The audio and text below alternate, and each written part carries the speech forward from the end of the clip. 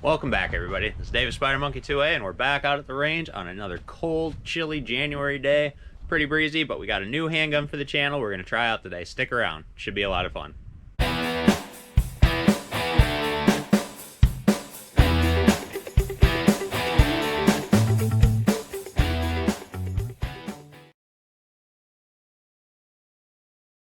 Alright, so the handgun we got for the channel today is the Sig P320 chambered in 9mm. This has been around for a while, guys. This is actually the design that our armed forces decided to go with. It won the military contract. Not this one in particular, but they made military versions of it. The M17 and the M18. Reasons being for that is it's a very modular system, meaning that the serialized part of the handgun is not this complete lower like normal. It is the firing mechanism inside. So you are able to take the slide apart, take the firing mechanism out, and put it into a different size frame or different size complete kit. We can change calibers with this. If we wanted to, we could go 357 Sig. Is that what it is? Yeah, something like that. And 40 cal, 40 Smith & Wesson. The only thing you cannot do is go to 45 ACP. Unfortunately, that one is in a league all its own because it's a little bit beefier. I used to have a 45 ACP in this many years ago. It was the compact version. This is the full-size version. So you have your close to 5-inch barrel on it. Got some tape on my glove there. But like I said, it's very modular. That's why I wanted to pick one up. I got it from for a good price from Bud's Gun Shop and shipped to my local FFL. I just really wanted it because I'm sure I'll try out some different kits. Like I said, you can change it down to a compact size if you want to carry it more. It's a little more concealable. You can go the subcompact size. I wanted the full-size model. A few specs on it, guys. Not really much. Comes with two 17-round magazines, so that's very nice. Yeah, other than that, it does have a very good trigger reset. We'll show you here, okay? So, safety check first, unloaded, no mags in there. So the trigger pull, sorry with my gloves on, it's hard to see. Okay, so a little heavy, but it's nice and crisp. The reset, not very far. There's only a tiny little bit of take up in this. Sig tends to have good triggers. Other than that, guys, there's really not much to yak about. Let's start doing some shooting.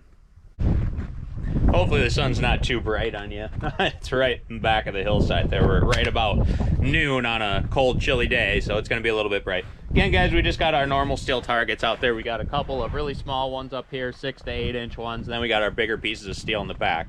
I have these loaded up with probably 15 rounds. They're a little bit hard, a little stiff right now. From what I understand, these tend to shoot pretty high. A lot of people talk about the bore axis on these things. I haven't dealt much with that, but I will have to compare it to a couple other full-size 9mm that I have. It does tend to sit higher. This area right here is a lot wider, or taller, I should say. Before we get started, it does come with some pretty nice sights there. Nice and bright. So they should stick out enough. Like I said, I've heard a lot of people complain about these. They don't like the bore axis, blah, blah, blah. I'm not going to know until I fire it for myself. So, let's get after it. We're pretty close right here. Maybe 5 yards or so. So, we'll see what happens. Oh,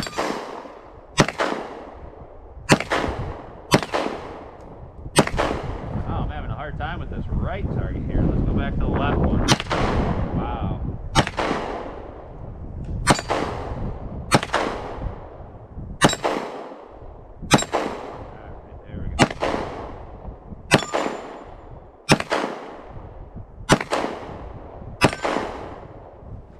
Does seem to be shooting a little bit left. That could be me. I missed a lot of them there, guys. I hit the first one. It's like, oh, great, here we go. Yeah, that was probably me. That was all at the closer steel. Let's see if we can hit the bigger ones a little bit further back.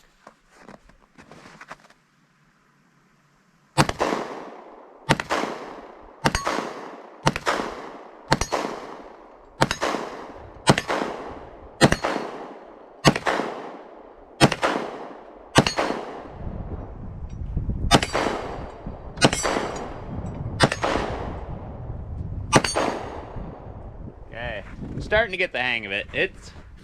It's hard to tell. It does seem like I do have to hold around that 6 o'clock area. It is shooting a little bit high. Maybe that is that bore axis. Then again, we'll have to play around with it a little bit more. So there's 2 mags through it. No failures to feed, no stovepipes, nothing like that. I didn't think there was going to be. But you never know until you try. So that was actually some Norma ammo. We're going to throw in some just Federal 115 grain target stuff. Yeah, FMJs. We'll see if that functions, and then we'll blast some water bottles with these Defender rounds my son picked out. I didn't even know I had these in the gun safe still. 147 grain. Didn't have much luck with these, but we'll see if they function through here. All right, let's load it up and keep going. I don't know if anybody's, or I shouldn't say, I don't know if anybody, but I don't know if you guys have tried these, but these reloaders are just a joy to use, especially on these cold days of the range. They save your thumbs, your fingers. I forget what model this is. Uplola? I don't know. Anyway, so this one, yeah, this one actually fits most calibers, 9mm all the way up to 45 ACP. Man, is that just a joy. Makes it faster, and it saves your thumbs. It is cold as heck today. We got our mags loaded up. Let's see if I can do a little bit better. We might do some double taps, see how that works. I didn't have a ton of luck with that first set of, shots, but we'll get the hang of it. Again, guys, the grip on this is what is kind of nice. These are not the serialized part of the gun. I mentioned that. The serialized part is the trigger system itself.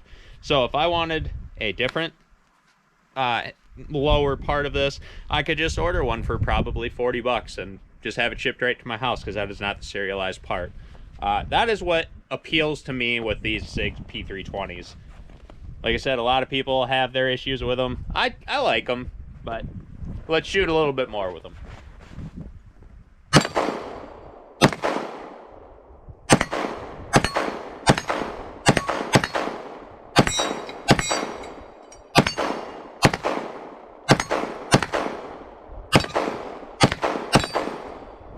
Hey, not too bad that time. I'm getting a little bit more of a feel for it. Did a few double taps. I was able to hit the further away steel. Closer ones seem to be the ones I'm having an issue with. Like I said, 2 17-round mags. The one I'm only able to load about 15. The other one I think I did get the full 17 in.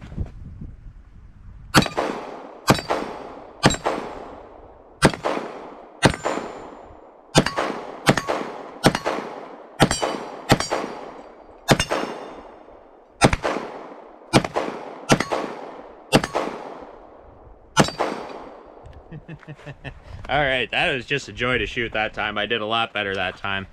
Again, we got 4 mags through it. Boy, oh boy, do you burn up some ammo fast with these things, with these 17-round mags.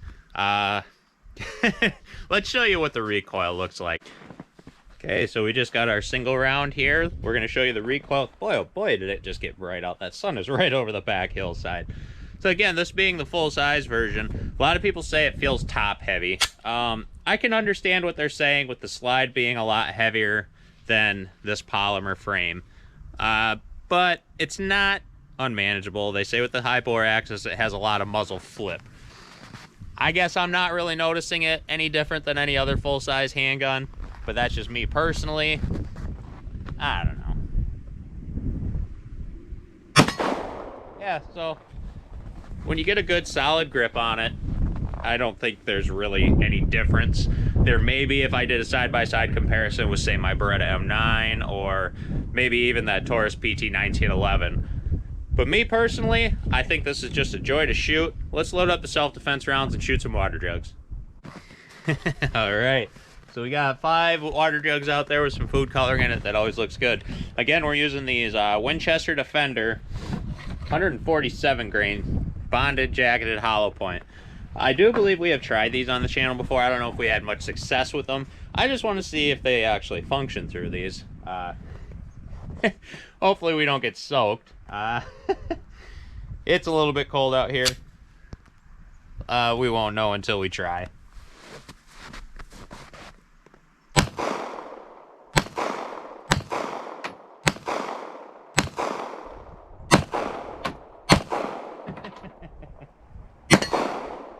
Oh, we had one left over there. I missed a couple of them. Jeepers, being this close wasn't too bad. Made a nice little mess up there. Let's go take a look at the devastation that it actually had on these water jugs.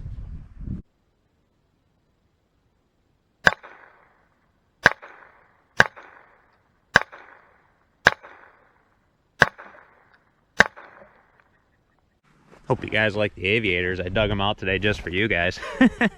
All right, let's walk up here. Made a nice little design up in the snow. I really like watercolor, or the food coloring in the water jugs when there's snow on the ground. It just makes it look nice. All right, these were not frozen. They were just, oh, we got a couple pieces of jacket in there. Okay, so good devastation. Our further back one that we missed a few times. Nice and green. Couple pieces of jacket in there. Huh. Tends to break apart. Maybe we'll have to get some water jugs lined up. I did miss this one once, and then I didn't hit it very well. Looks like I skimmed it there. You can see the burn mark. But, I mean, ooh. Pieces of jacket in that one too. Not bad though. I mean, did have okay devastation when I would place a good shot, of course. But yeah, those self-defense rounds will do the job. But, I mean, they function flawlessly. We haven't had one failure to feed yet. One stovepipe, nothing. I'm liking this SIG. Let's fire off the rest of that box of 50. That should give us about 100 rounds through it today. That's good enough for today to make sure it functions properly.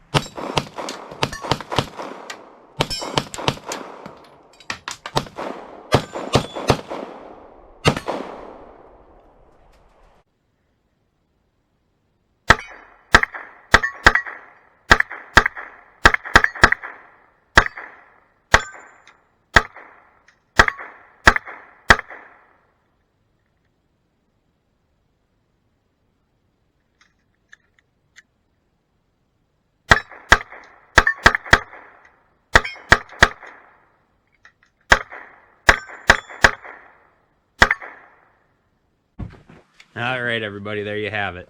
A great option from Sig. I do like Sigs. I just don't have very many. I only have this one now. I used to own a couple of them. Like I said, the P320 and the 45 ACP version. And I also owned a Sig 229 Legion way back in the day. And boy, oh boy, do I ever regret letting go of that one. But again, guys, if I missed any features on this, I'm sorry. It's cold out here. The only thing I can think of is it has this nice pick rail underneath there. Standard rail mount for stuff. Your lights, your lasers, all that good stuff. Good gripping on here. Not too aggressive. I do have gloves on today, which is also a testament to the size of the trigger well there. You can fit that in there with a glove, no problem. Nice and squared up at the front of the trigger. That's nice. No safeties on this on the outside. No manual safeties to get caught up on. You have the slide release on both sides. That's ambidextrous.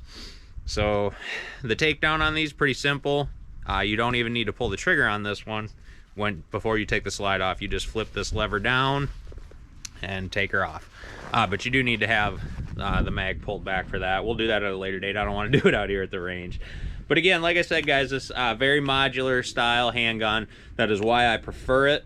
I got this at a very good price so that I do have that availability. If you're not living, I'm sorry, I'm bouncing everywhere. If you're not living in a free state like we are, and it's hard for you to get a hold of handguns with the background checks and all that, this is a great option for you to have, because you can buy that one and you have this trigger control unit that is a serialized part, and then you are able to buy kits and stuff to turn this into either a different caliber or just design it the way you want it to. So that's a very good option for those states that aren't free.